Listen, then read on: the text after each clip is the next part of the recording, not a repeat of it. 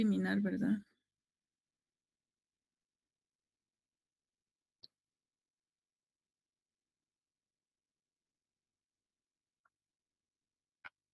Sí, bueno, igual les confirmaré ya en su momento, o cuando publiquen, ¿no? A veces ni nos avisan a nosotros, solo publican las cosas. Bueno, para seguir hablando de esta parte introductoria, también es importante conocer por qué se crea una teoría específica del comercio internacional. Esto también lo van a encontrar en el libro de Gaitam. De hecho, es parte de la tarea que les dejé para la siguiente semana. Yo sé que aquí a muchos les gusta leer, entonces eso les va a ayudar bastante, no para este curso, sino para los otros. Sí, ¿alguien levantó la mano? Elíasar. Ah, sí, perdón, licenciada, solo tenía una pequeña duda. Ujú. Con la instrucción de la tarea indica que en una hoja, en una sola hoja carta colocamos las corrientes de pensamiento.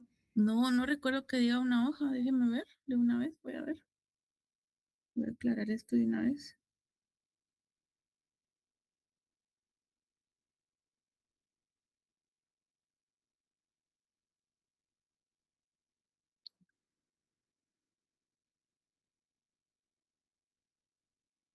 En hojas, tamaño carta.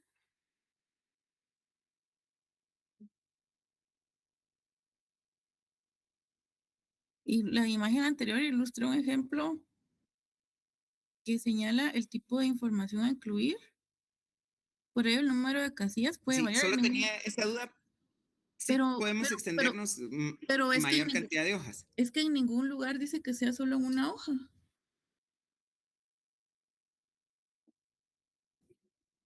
O alguien más cree que es en una sola hoja. Al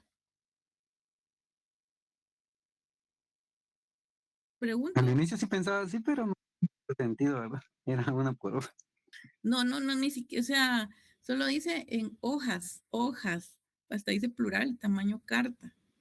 Obviamente en una sola hoja no sería suficiente incluir toda esta información de doctrinas.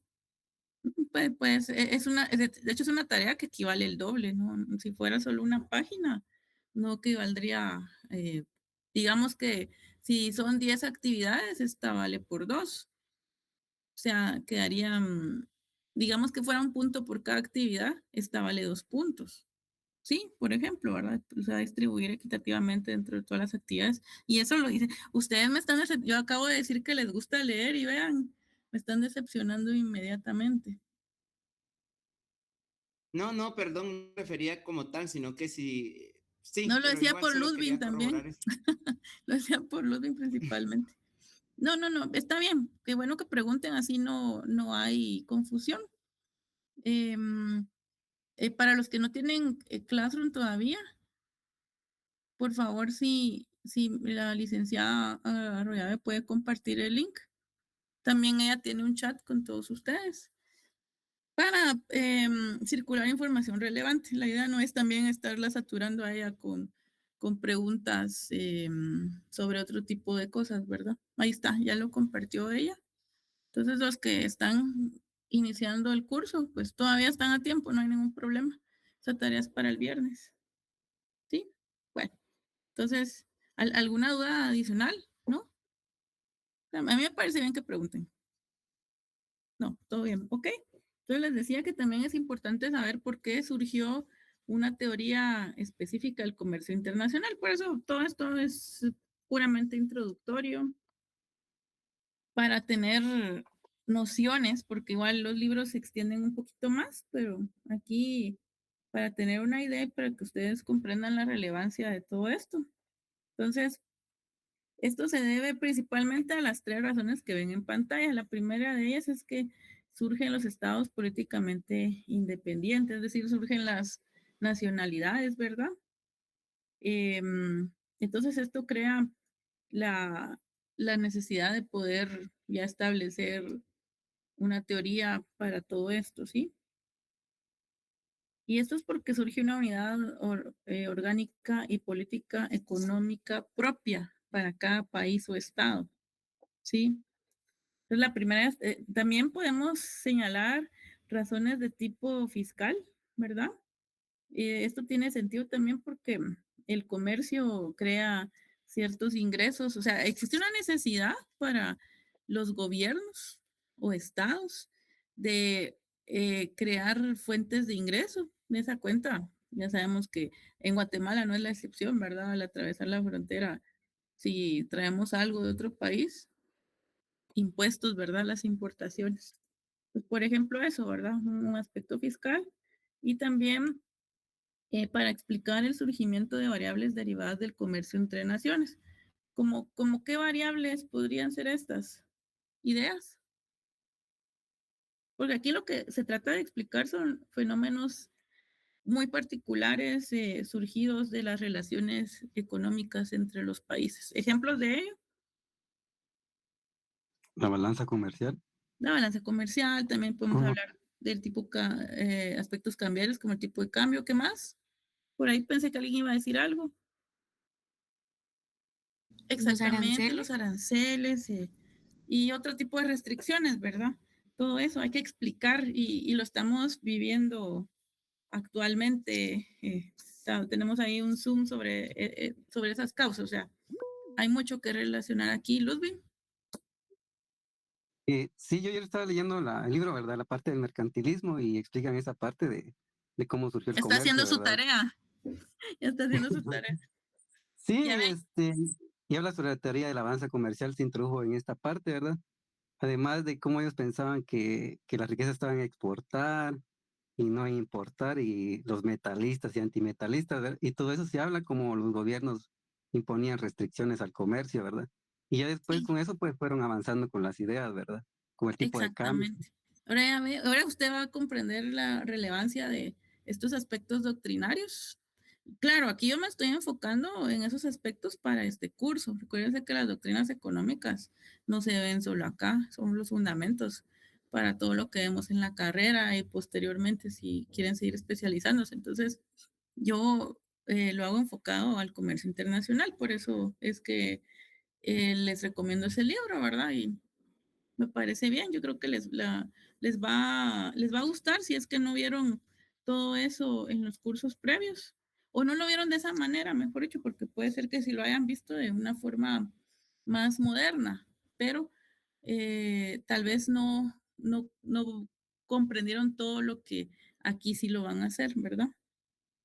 Sí, más superficial sería la palabra, Ludwig, ajá.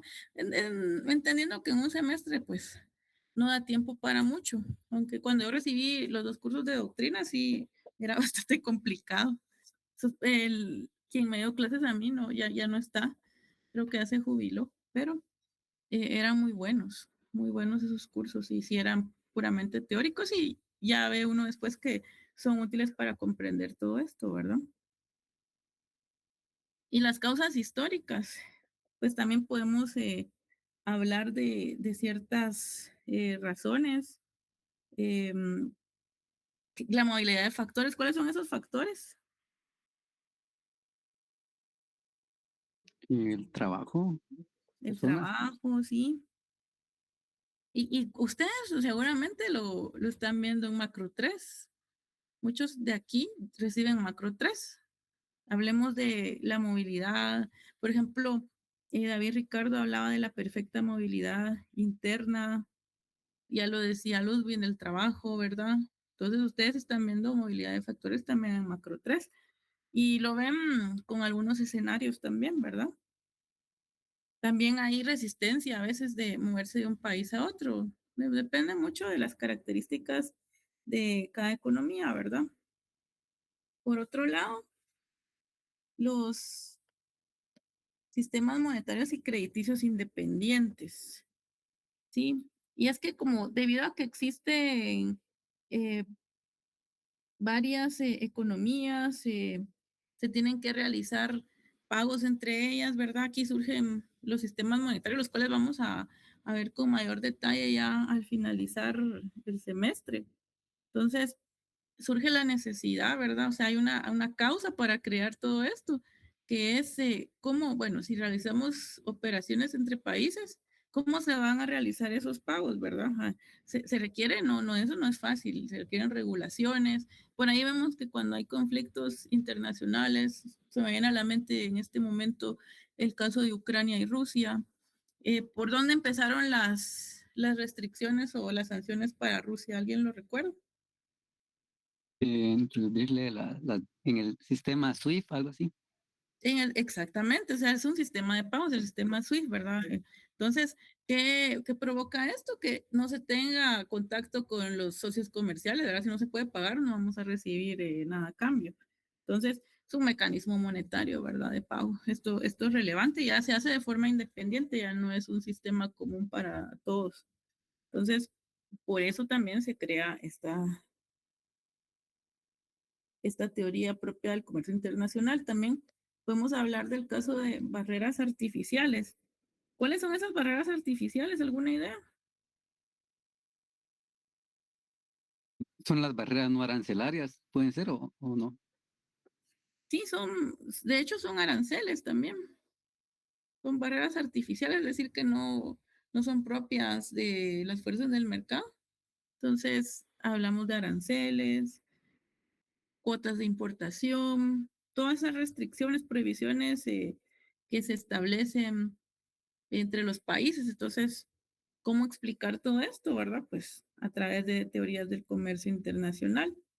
Entonces, y esto es particularmente relevante porque al poder comprender esto, también se puede explicar de qué forma se afectaría la economía en conjunto, ¿verdad? Porque una política arancelaria de un socio comercial, por supuesto que va a tener incidencia en el desempeño de la economía nacional o doméstica, ¿sí? Y también la política económica es autónoma. Por ejemplo, los certificados de calidad para exportar a Europa. ¿Usted se refiere a esas medidas fitosanitarias? No. Sí, así es. Yo hace poco visité una empresa que dedicaba a exportar a Europa, ¿verdad? Y nos mostraba que tenían un montón de restricciones para poder ingresar su producto, ¿verdad? Entonces, una empresa que no tiene todo esto, pues se le hace difícil, ¿verdad? Sí hay productos que no aceptan en Estados Unidos, por ejemplo, y aquí en Guatemala los consumimos. Y es que no es que sean malos, es porque ellos ponen trabas al comercio, ¿verdad? Ariana. Buenas noches, licenciada. Sí, justamente hace poco vi el reportaje de lo que está pasando en Brasil del arancel que puso Estados Unidos del 25%. Entonces, ya la respuesta de ellos es como que utilizar ese mismo porcentaje, ¿verdad? Para responder ante esa política arancelaria. Entonces, todo eso genera consecuencias, ¿verdad? Más que todo, Brasil siendo exportador de azúcar, uno de los mayores exportadores de azúcar, entonces siento yo que sí, todo eso se va conectando y va afectándonos, más que todo este lado, ¿verdad? Exacto, gracias Ariana y Ludwin, sí. Y también hay que tomar en cuenta que Brasil es una economía distinta a Guatemala. ¿Cómo podríamos nosotros responder a una medida de este tipo? ¿Será que podríamos? Hay que evaluar. Por ahí Ludwin señala el caso del aguacate Hass, ¿verdad? Que no es aceptado porque no cumple con algunas condiciones requeridas en el mercado estadounidense. Entonces, esto es precisamente son barreras que se imponen al comercio. Edwin.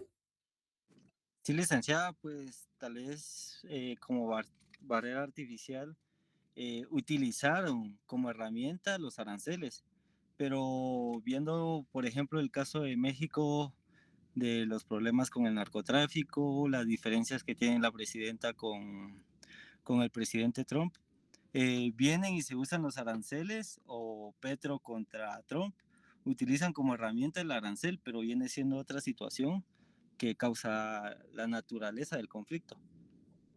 Sí, exactamente. ¿Iba a decir algo más? No. Y eso es lo que resulta terminando al final de cuentas en situaciones económicas. Y justamente eso es lo que justifica la necesidad de contar con una teoría aislada, ¿verdad? Del comercio internacional para evaluar esos efectos que también tienen relación con teoría de tipo, como lo veíamos antes, veíamos tres definiciones distintas, ¿verdad? Economía internacional, relaciones internacionales y comercio internacional. Entonces, muy similares, que ya decíamos que algunos autores lo tratan de manera indistinta. No, según este autor, no es lo correcto y por eso hace la separación, ¿verdad? De que por qué era necesidad de crear esta teoría y es por todo lo que han dicho ustedes. Hay efectos derivados de medidas que adoptan otros países o que adoptamos nosotros mismos con otros países. Entonces, esto va a tener consecuencias y a la hora de imponer estas medidas tienen que medirse las posibles consecuencias, que es nuestro trabajo como asesores, ¿verdad? Y eso también es relevante porque existe una política económica autónoma ya derivado del surgimiento de los estados, ¿verdad? También cuentan con su propia política económica y en este caso particular de comercio para generar su propia estructura económica, ¿verdad? En el caso de aquellos países que en ese momento, que esto es algo histórico, ¿verdad? Ya son independientes, ¿no es? Doctora, fíjese que con el tema de lo que está hablando, yo estaba escuchando ahorita con BMW y Volkswagen que se vinieron bastante abajo sus ventas, pero ellos en Europa pusieron aranceles a los carros eléctricos chinos y aún así las empresas chinas están dominando el mercado. Ellos asumieron las ventas casi que al costo con tal de vender y aún así tienen casi que un porcentaje bien alto en ventas de carros eléctricos y Volkswagen y BMW intentaron vender carros eléctricos, pero sus costos se elevaron mucho. O sea, ahorita el tema es que, digamos, se vino muy abajo, pero se lo comentaba por el tema de que así como a los chinos sí les funcionó, o sea, no les afectó el tema de los aranceles. Ellos asumieron el costo, aunque fuera pérdida, y ahorita ya ganaron el mercado. O sea, y ellos ya lo tienen, es un monstruo. BMW y Volkswagen ahorita van a despedir más o menos entre 30,000 a 50,000 personas y van a cerrar ciertas fábricas con tal de que no se vaya en quiebra las empresas. No, sí, gracias, Noé. Y esto es a lo que Donald Trump llama un comercio injusto, ¿verdad? O políticas desleales. Eso es a lo que él llama. Y en eso justifica toda la implementación de aranceles recíprocos aún para otros países que no tienen esa capacidad que señala Noé.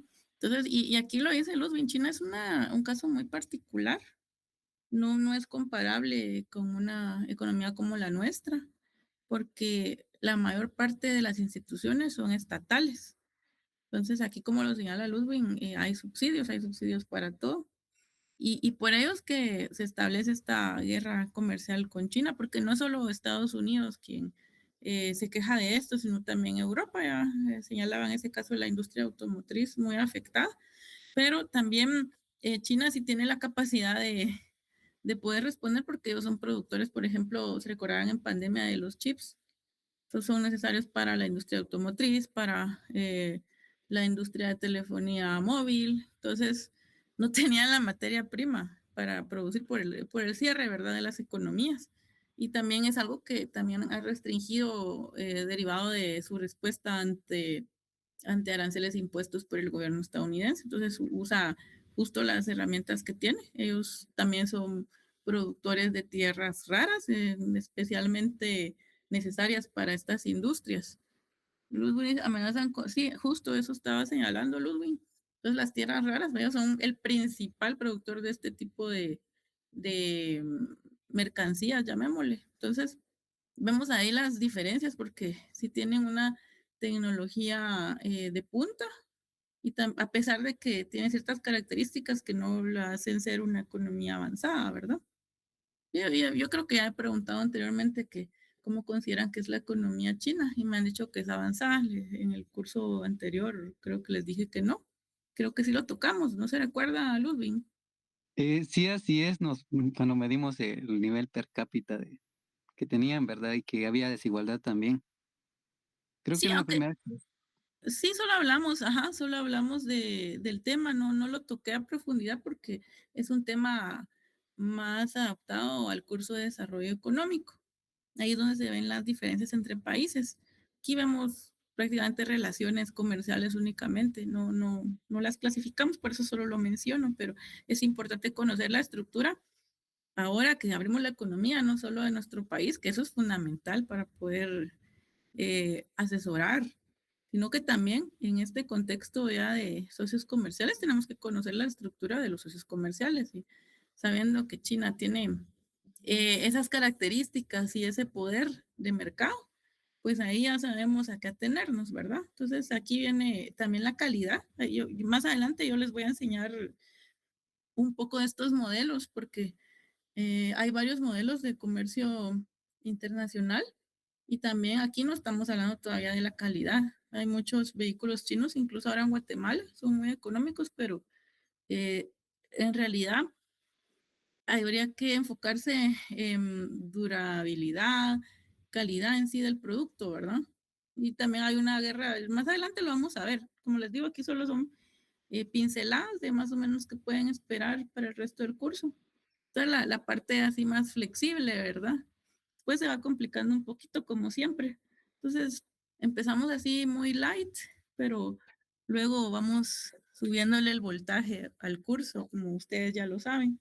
Eso es lo interesante, ¿verdad? Que vamos adquiriendo elementos para poder dialogar, como ya lo hacen muchos de ustedes. A mí me da mucho gusto verlos siempre ahí comentando situaciones, si ven noticias, ya dando un punto de vista propio, ¿verdad? Porque las noticias dicen una cosa, pueden estar sesgadas. Entonces ustedes ya tienen un criterio propio, la verdad, hacia eso vamos. Que con los pocos elementos que adquieran aquí, pues ya puedan más o menos atreverse a participar y yo sé que muchos que están acá lo hacen, ya participan en conversatorios, ¿verdad? Ya se atreven a preguntar, entonces esa es la idea, ¿verdad? Despertar esa inquietud, pero es más complejo de lo que pensamos. Pues cada día ir adoptando a nuestro conocimiento todo esto, creo que les va a ayudar bastante. ¿Y qué ámbitos de estudio? Esto lo señalaba yo desde el primer día de clases, ¿verdad? ¿Cuáles son los ámbitos de estudio que abarca el comercio internacional o desde qué perspectiva vamos a ver el curso? Pues desde estas dos perspectivas, la teoría pura y la teoría monetaria.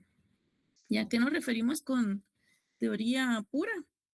Pues, ¿qué determina la estructura comercial? Básicamente es lo que abordaríamos ahí, entre enfoque positivo u objetivo, es decir, explicar, ¿verdad? Y no solo explicar, sino proyectar algunos acontecimientos. Esa es la teoría pura, análisis del bienestar. Siempre hablamos en economía de bienestar, muy asociado al consumo, se los decía también desde el primer día de clases.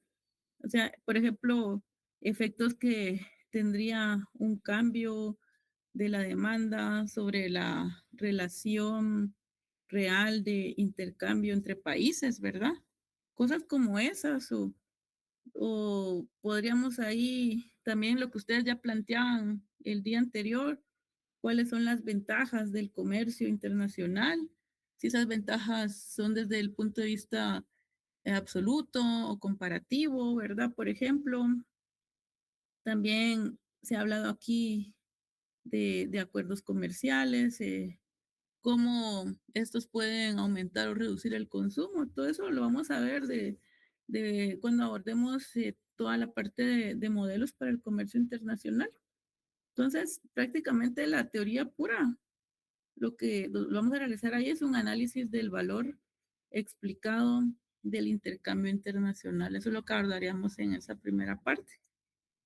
Y por el lado de la teoría monetaria.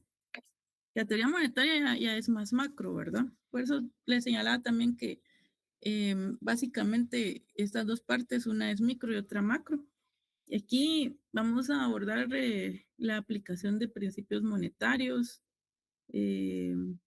¿Cuáles son? Lo veremos más adelante. Ya citamos algunas variables. Esto porque al intercambiar bienes, pues hay que explicar qué efectos, como les decía, de dónde viene esa acción, o sea, las monedas que entran en juego, divisas, todo eso, ¿verdad? También el proceso de ajuste. ¿Y a qué nos referimos con ese proceso de ajuste? Siempre hablamos también de equilibrios y desequilibrios en economía, ¿verdad? Entonces aquí, usando algunos instrumentos en materia monetaria, cambiaria y financiera, podemos realizar cierto procedimiento para contrarrestar efectos de desequilibrio o que causan desequilibrios en la balanza de pagos. Y la balanza de pagos ya es un instrumento donde se registran las transacciones entre países, ¿verdad? Pues esto es también bastante contable, como lo que veían posiblemente en Macro 1, que es donde determinan cómo medir el PIB, ¿verdad? ¿Sí? Entonces, y este análisis, ¿cómo se realiza todo esto? De forma teórica y práctica, y ahí le voy a responder a lo que me preguntó el primer día, Ludwig. ¿Qué enfoque vamos a abordar? ¿Más teórico, más práctico? Le dije, es una mezcla de ambos, ¿verdad? Como en todos los cursos, porque ya en el 8º semestre ya están a un paso, solo les falta año y medio para culminar el pensum. Y ahí lo que decidan hacer, si hacer tesis, si hacer trabajo de campo o privados de áreas, ¿verdad? Ya, o maestría, eso ya depende de ustedes. Todavía no pueden presumir que son economistas porque el siguiente año ahorita ya están viendo econometría, no podrían decirme que son economistas si no saben econometría, por ejemplo, ¿sí? Entonces las teorías son necesarias para poder llevar a la práctica todo esto. Entonces, Ludwig es una combinación de ambos. Aquí les respondo lo que preguntó el primer día para que vea que tengo en mente lo que me han consultado. ¿Sí? ¿Dudas hasta acá? No, bueno. Voy a pasar a otra presentación.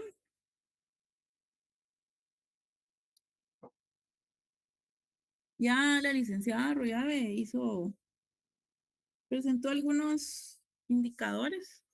Hablemos un poco siempre me gusta hablar de coyuntura internacional o tal vez hacer una fotografía de cómo estamos. Esta cambia constantemente. Por eso es que me gusta siempre hablar de esto, porque la fotografía que tenemos hoy puede cambiar mañana, ¿verdad? Y empecemos con que hace muy poco, hace algunos días, se publicaron la actualización de las perspectivas de la economía mundial por parte del Fondo Monetario Internacional. Entonces, les decía, fue hace muy poco. De hecho, también dejo una tarea de esto acá, la he dejado en macro, pero también puedo dejar la misma cada año, que van a ser diferentes las preguntas y los resultados, porque el enfoque va cambiando de acuerdo a las condiciones que prevalecen en cada momento del tiempo.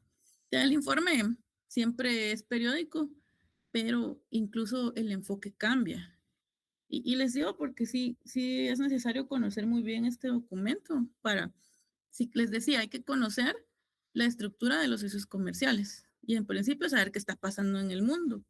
Esto es relevante incluso desde la perspectiva microeconómica. Si ustedes o sus familiares tienen alguna empresa, tienen que saber qué está pasando en el mundo para saber cómo puede afectarnos esa situación a nosotros, incluso si somos dependientes laborales, ¿verdad? Si trabajamos por servicios prestados, porque cualquier cosa que pase en el mundo puede provocar un recorte en el corto plazo. ¿En qué variable dijimos?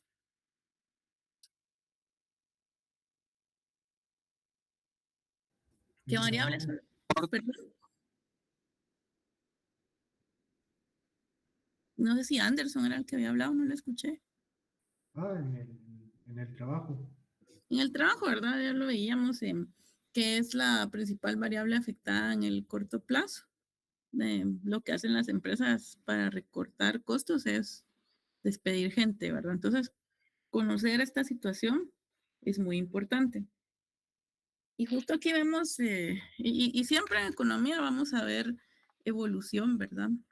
Evolución de ciertas variables. Aquí pueden ver la evolución del Producto Interno Bruto a nivel mundial.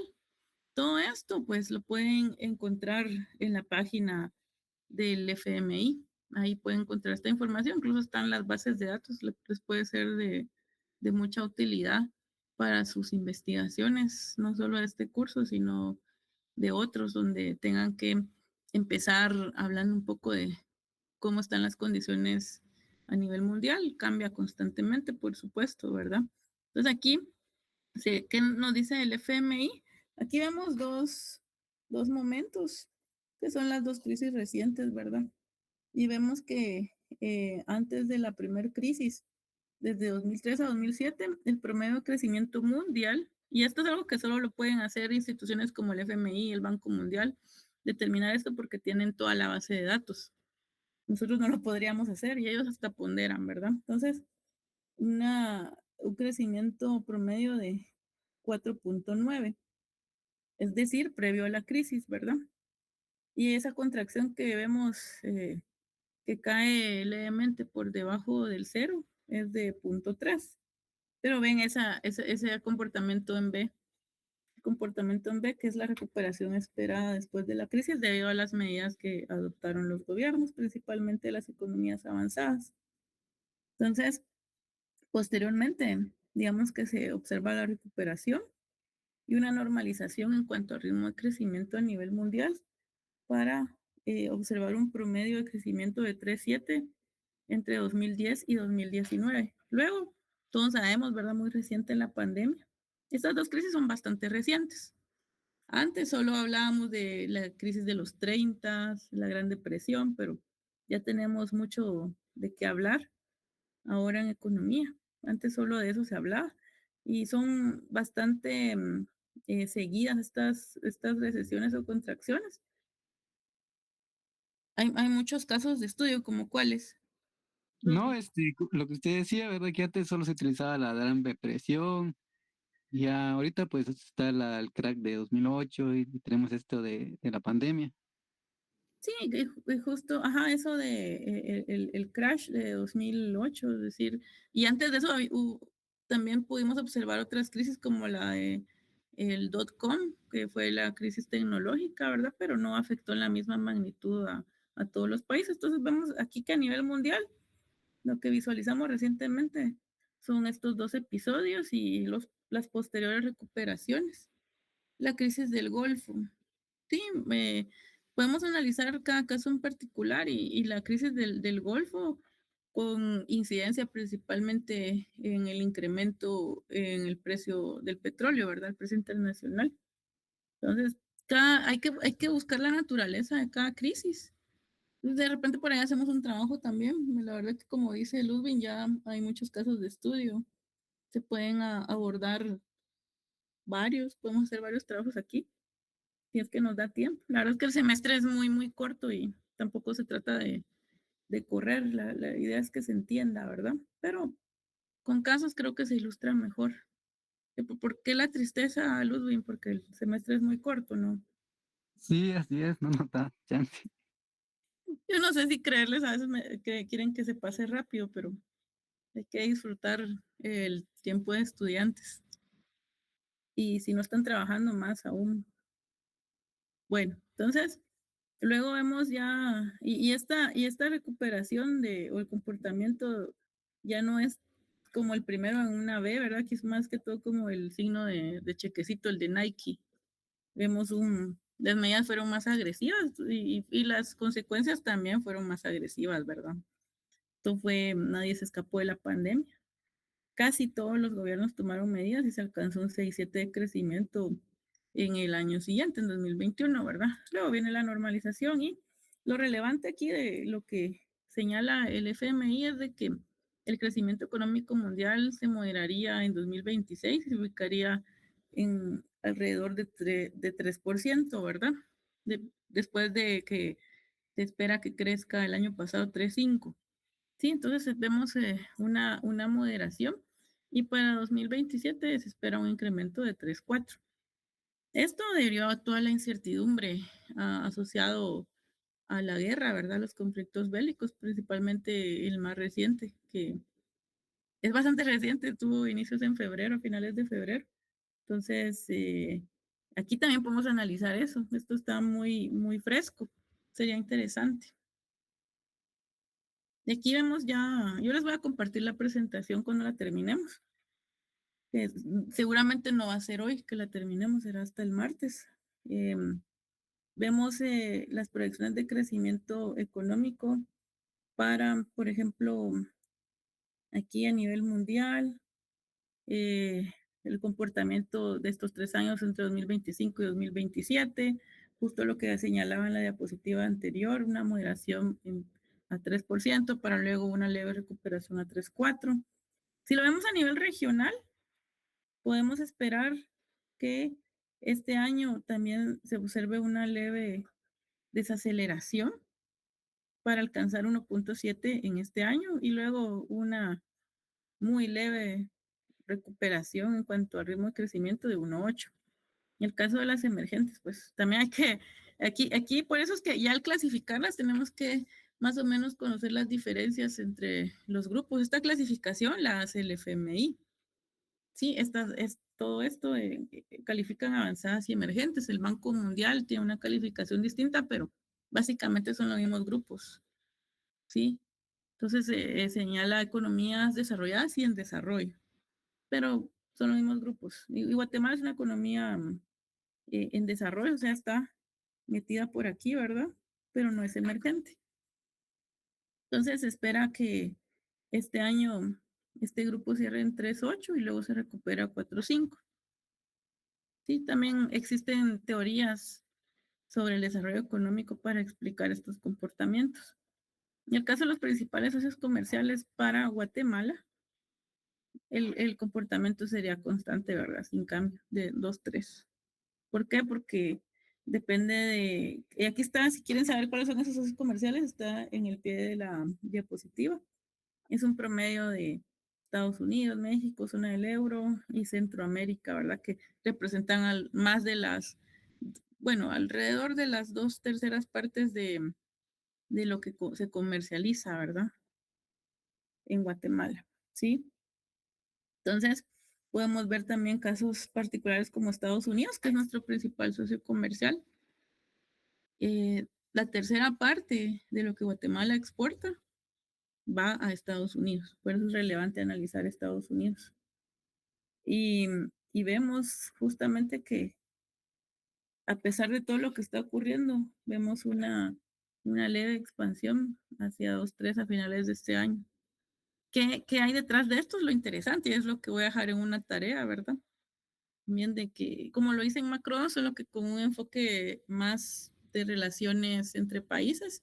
Entonces, lo importante es que explican esos números y estos que se revisan constantemente, ¿verdad? Ustedes ya están familiarizados con el WI, o sea, el World Economic Outlook, perspectivas de la economía mundial en español, documento esperado por los mercados.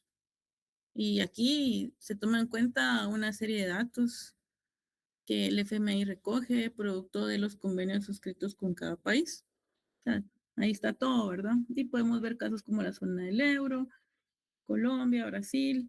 Bien, y en la base de datos se encuentran el de todos los países.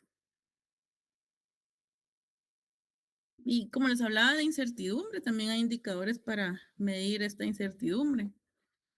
Algunos son muy nuevos. He visto por ahí algún indicador de la Reserva Federal de Nueva York. Es algo nuevo sobre la presión en las cadenas de suministro, por ejemplo, que van a señalar factores asociados con incertidumbre. Este es el de la incertidumbre sobre las medidas de política monetaria que adopta Estados Unidos, es decir, si hay certeza en lo que puede hacer el gobierno estadounidense o no.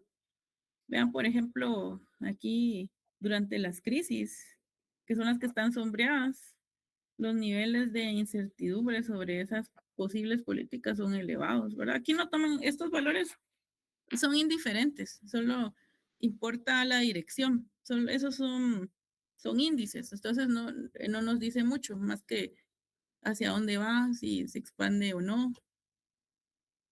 Sí, entonces ahí vemos justo que durante las crisis es muy esperado que esto ocurra, pero no estamos en una crisis actualmente, ¿o sí? ¿Qué me dicen?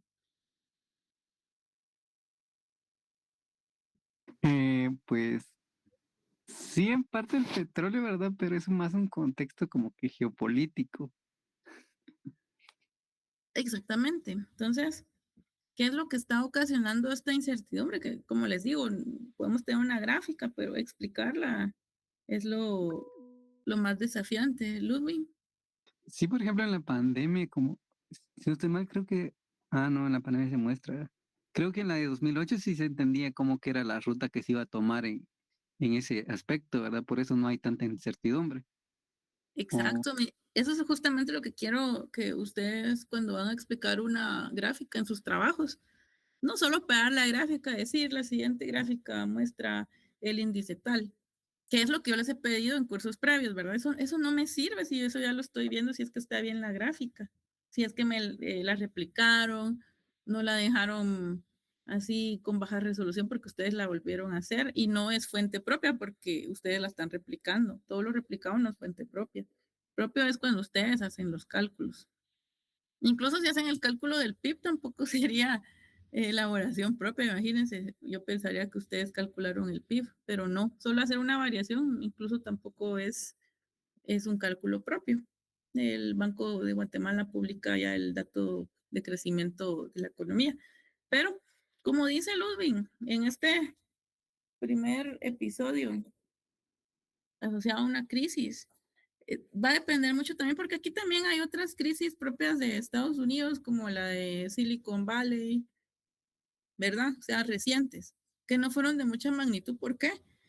Porque las autoridades monetarias actuaron muy rápido. Entonces, como esto es incertidumbre, al anunciar rápido una medida, es decir, lo que hizo recientemente con estos bancos regionales en Estados Unidos fue decir, miren, no se preocupen, vamos a intervenir.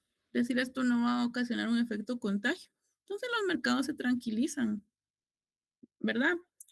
Entonces, por eso es que aquí, en el aspecto financiero, digamos que no se elevó tanto como acá, como la crisis asociada al COVID, porque esto no dependía de tanto de, no se había desarrollado una vacuna inicialmente, ¿verdad? Después cae, empieza a caer conforme se van implementando esas medidas, pero recuérdense que al inicio fue un pánico total, muertos, cierres de economías, todo eso.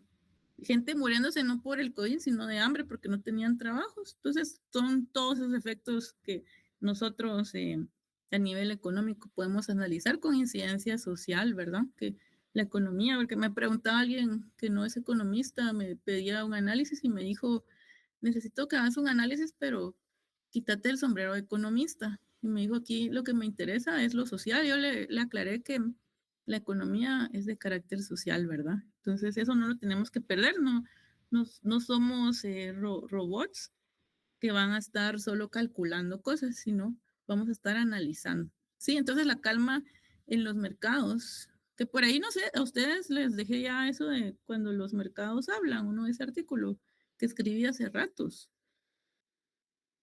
¿Te los dejé o no? Creo que no. Ya ¿yo es que, recuerdo? No, que más no se recuerda. no, creo que no, pero Sí, pero es que lo hice hace ratos porque actualmente yo tengo restricciones para escribir, por eso no he escrito desde el año pasado, me han prohibido escribir por la naturaleza de mi trabajo. Entonces, eh, ya no tengo publicaciones recientes, pero más adelante creo que las retomaré. Pero para explicar esto, ¿verdad? ¿Cómo cae la incertidumbre luego de esas medidas? Y luego aquí que les decía que todavía no hemos observado un comportamiento en la economía mundial, porque esto es de este año, o sea, tendríamos que hablar de una crisis cuando observemos alguno de estos dos comportamientos, ¿verdad? No, una desaceleración es este pedacito, ¿verdad? Donde pasa de, bueno, ese no es el mejor ejemplo, donde pasamos de 5,3 a 4,7 es una desaceleración, eso no es una crisis. Los que están pasando esta línea, esas sí son desaceleraciones con crisis, ¿verdad? Eso ya es más grave. Entonces no hemos visto todavía eso. De hecho, el fondo siempre habla de la resiliencia de la economía a nivel mundial. Entonces, aquí lo que vemos es, bueno, hay incertidumbre asociada a las medidas del gobierno estadounidense. Por eso vemos un, un pic, o sea, una elevación similar a la de la pandemia. ¿Por qué? Porque, y miren que aquí no ha caído tanto como lo hizo durante la pandemia. ¿Por qué? ¿Por qué creen?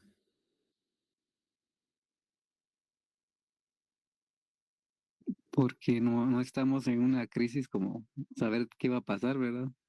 Pero se mantienen todavía elevados, aunque se ha reducido de acá a acá. Todavía estos niveles, vean, no los tenemos antes.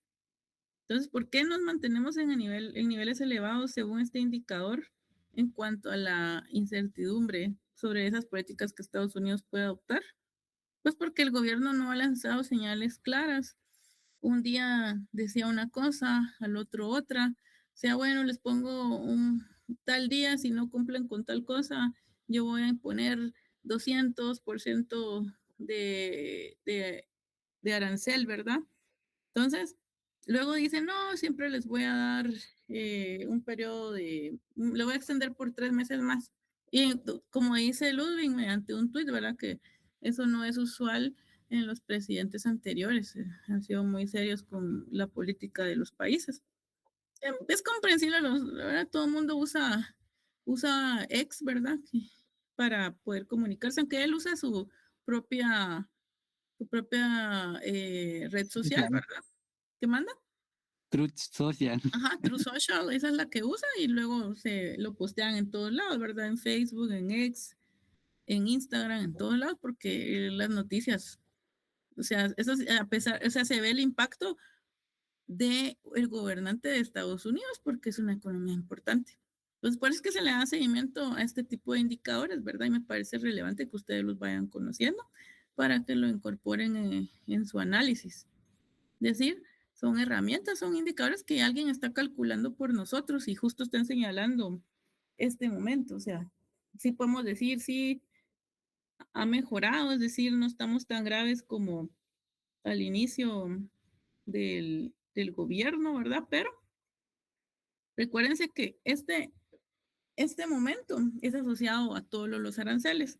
Luego también un factor importante es que esto no cae porque viene la guerra con Irán, ¿verdad? Entonces, no es cualquier país, no es Venezuela. Yo creo que lo de Venezuela ni siquiera afectó aquí. Tomar el control de un país, tener injerencia dentro de sus decisiones, tal vez no afecta tanto si es de un país como Venezuela, Ludwig. Sí, yo estaba viendo eso, ¿verdad? O sea, no tuvo tanto impacto con el mercado de petróleo, pero que también Venezuela, pues, se requiere una gran inversión para reactivar su industria. Entonces decía que eso de los mercados, pues, lo entendían que no iba a ser como algo pronto, ¿verdad? Que generara tanto impacto. Porque no tiene el estrecho de Hormuz, por ejemplo, donde circula casi el 100% de los tanques que transportan petróleo, ¿verdad? Principalmente por esa razón. Y si el petróleo es un insumo importante, no solo para, ¿qué les diré? La energía en sí, sino que hay una cadena ahí, ¿verdad? De producción que es afectada. Entonces ahí hablamos de unos efectos más severos, más profundos. El caso de Venezuela, pues una economía con una ubicación geográfica que, digamos, no perjudica tanto al resto de países. 15, más o menos 15 años para reactivar la industria, porque es un petróleo pesado que es más difícil de trabajar, así que no generó tanto impacto. Sí, el de Venezuela, igual Guatemala produce petróleo de muy baja calidad. Es el que ustedes ven que se usan los asfaltos. Entonces hay que evaluar también las calidades y también cuántas refinerías hay en cada lugar. Es decir, cuando se tocaron refinerías, es decir, infraestructura petrolera, ahí sí tiene impacto a nivel mundial, porque les decía, es un lugar donde transita casi la totalidad de los tanques necesarios para llevar el petróleo al resto del mundo. Entonces, pero esto podría ser peor si Estados Unidos no hubiera empezado a trabajar desde hace mucho tiempo en la explotación o la mejora de su producción petrolera. Ellos tienen incluso reservas estratégicas. Tienen ahí guardadas esas reservas y las pueden usar. Y de hecho, por eso tranquilizaron en algún momento los mercados, dijeron vamos a usar nuestras reservas estratégicas y el suministro para esa área al menos estaba garantizado, ¿verdad? En el caso de Venezuela, ahí ven que una posible negociación, la forma en la que se llevan al presidente y a su esposa, es claro que no fue de una forma violenta, tanto como lo fue en Irán. O sea, fue violenta porque se deshicieron de los cubanos que estaban protegiendo a Maduro, ¿verdad? Sí, le da risa a Ludwig. A ver, y en cuanto al comercio, para comenzar el año, sí. Pues en cuanto al comercio, aquí vemos también el comportamiento del volumen del comercio mundial. Esto también es extraído de esa actualización de hace algunos días. O sea, yo les estoy trayendo material reciente, más o menos reciente, digamos. Este es el último informe del WIO, entonces es lo más reciente que puedo mostrarles. Yo no esperaría que ustedes me muestren algo muy antiguo tampoco. Cuanto a los indicadores, pues sí, por ahí van a ver que hago algunos cortes porque preparo mis clases con anticipación. Pero esto, vean cómo en lo que uno se enfoca casi siempre es en las proyecciones. Eso es lo que miran los mercados cuando el FMI publica sus proyecciones, de sus perspectivas, se miran esos datos. Entonces, para saber más o menos qué podemos esperar, nosotros como agentes económicos y el país en sí, en relación con el comercio, sumamente importante, ¿verdad? Recientemente ya ven esta contracción del comercio mundial asociada al cierre de las economías. No había comercio prácticamente, era como regresar a la autarquía, ya les expliqué que era autarquía, ¿verdad? Economías que producen lo que van a consumir, no tienen relación con el mundo. Así estuvimos una época, afortunadamente no duró mucho, esto pudo haber sido peor, pero y luego la recuperación cuando empieza todo a mejorar, ¿verdad? Y la demanda. Ese artículo sí lo leyeron, el de el fin del ciclo inflacionario, ¿verdad? Sí se los dejé o no, Ludwig. Sí, ese sí. Bueno, entonces ya me comprenden por qué vimos este comportamiento también para el comercio, ¿verdad? Porque tiene mucha relación con las cadenas de suministro. Y luego vemos que el comercio empieza a normalizarse. Pero vean, este episodio aquí ya vemos un comportamiento menos dinámico, que también hay que entender a qué se asocia. Ahora por ahí vemos problemas de Rusia-Ucrania, no fueron muy persistentes, entonces una recuperación. Aquí hay varios factores. Esto es lo que explican este tipo de informes. El año pasado, pues se alcanzó 5%. Yo también veo este tipo de informes y hay indicadores trimestrales de la Organización Mundial del Comercio. Publican incluso el barómetro del comercio mundial trimestralmente. Ahí se puede ver, es que hay muchos indicadores de diversas instituciones que podemos ir más o menos anticipándonos a si los expertos ya están diciendo que puede ocurrir, pues hay que darle seguimiento, ¿verdad?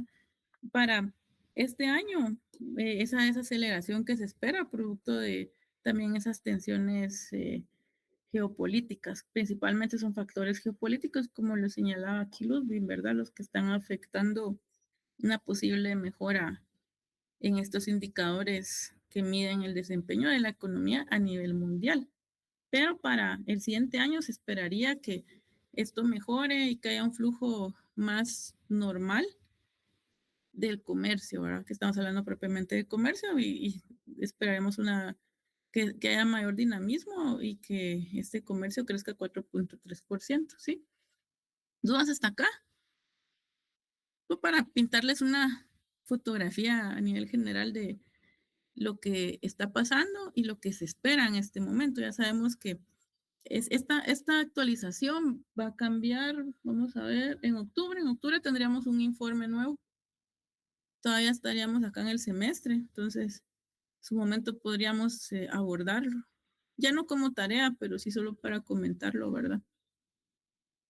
Entonces, lo dejo hasta acá. ¿Alguna duda? Terminaría esta presentación el martes. De repente, Uy, de repente hacemos alguna actividad el jueves, porque yo tengo un examen privado de tesis el jueves, entonces trabajarían algo con la licenciada Arroyave. Que ya podrían empezar a sumar puntos. Ahí, no sé, vamos a pensar en qué hacer para que no se me aburran acá. Muy bien, los veo entonces la siguiente semana. Mañana no tenemos clase. Los veo el martes. Buenas noches. Feliz noche para todos. Feliz noche. Feliz noche. Feliz noche.